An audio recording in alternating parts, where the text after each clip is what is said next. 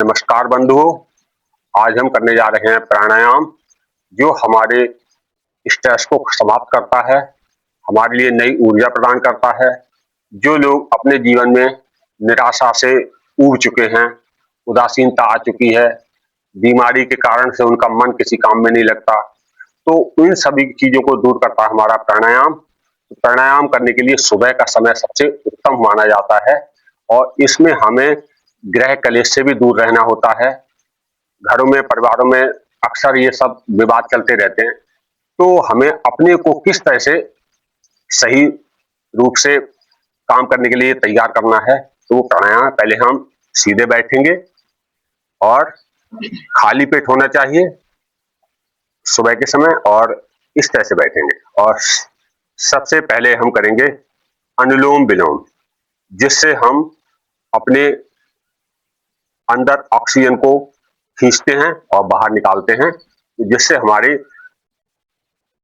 सक्रियता बढ़ जाती है। तो पहले करेंगे हम दाहिने हाथ से सांस लेंगे और बाएं से छोड़ेंगे, ऐसे हाथ से बंद करेंगे।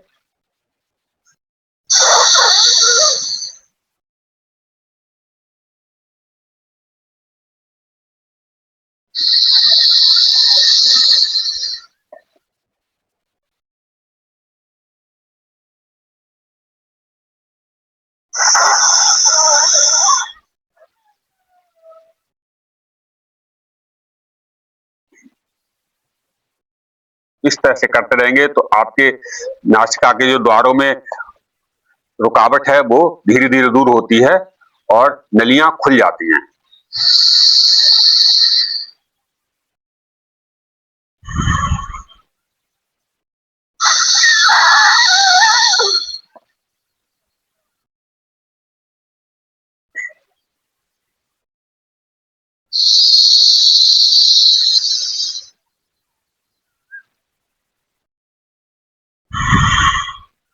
ऐसा करने से हमारा सिर का दर्द समाप्त हो जाता है और हम इसके लिए कम से कम 20 बार करें, रोज करें, जब भी समय मिले। इस प्राणायाम को करने का ये भी है कि इसके लिए आप भोजन के बाद भी कर सकते हैं, शाम को भी कर सकते हैं, सुबह के लिए सबसे उत्तम समय होता है। तो इसके बाद हम करते हैं कपालभाति, जो हमारी पेट की जो आंतों में रुकावट है, जो आंतें जाम हो चुकी हैं, उनको कैसे सक्रिय रूप में लाया जाए। भोजन किया, लेट गए, चेयर पे बैठ गए, हमें शारीरिक वर्क कम करना पड़ता है, यहाँ तक कि हम अब सारे काम रिमोट से करते रहते हैं, इसलिए शरीर की फ्लेक्सिबिलिटी कम हो जाती है। तो इसलिए कपालभाति आप बैठ करके कर सकते हैं, चेयर पे बैठ के भी कर सकते हैं। तो ऐसे सीधे बैठें और सांस को नासिका से छोड़े, पेट अपने आप अंदर बाहर होता रहेगा।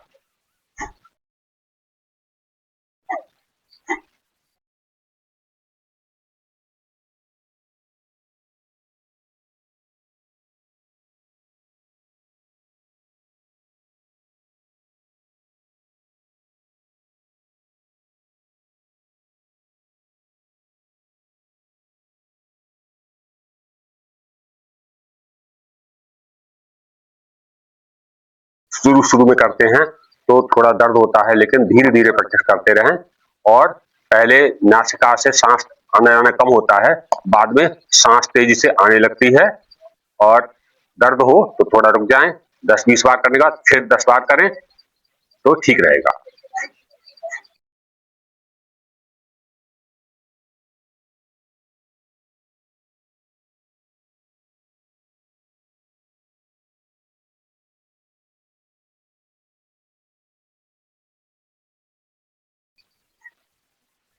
इसके बाद हम एक प्राणायाम है जिसको कहते हैं भस्त्रिका, जिसमें हम सांस को लेते हैं मुंह से बंद करके और छोड़ते हैं, गहरे गहरे लंबे लंबे सांस लेते हैं।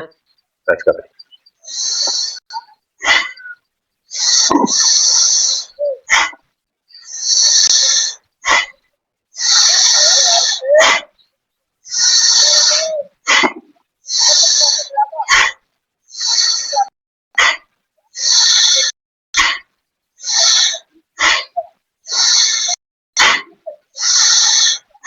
ऐसा करने से थोड़ा जोर तो पड़ता है हमारे फेफड़ों पर, लेकिन इससे अस्थमा का रोग हमें होता नहीं है, और है तो वो धीरे-धीरे रिकवर हो जाता है, ठीक होना शुरू कर देता है।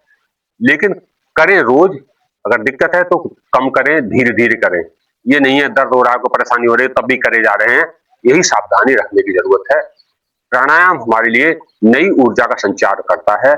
प्राणायाम करने से हमारे आंतरिक भागों की सफाई हो जाती है, दूषित वायु बाहर हो जाती है, अपच, जो कब्ज है वो बाहर चली जाती है, अंदर पसीना है वो बाहर टॉक्सिन्स को बाहर करता है, और हम ऊपर से नहा लेते हैं तो उससे तो ऊपर की सफाई, तो प्राणायाम जरूर करें, आंतरिक सफाई करें और मस्त रहें, स्वस्थ रहें, खुश रहें, निरोग बने। आज की वीडियो में अगर आपको अच्छा लगे तो लाइक, शेयर, सब्सक्राइब जरूर करें। आप अगर नए हैं तो आपके पास नोटिफिकेशन जरूर पहुंचेगा। जय हिंद, जय भारत।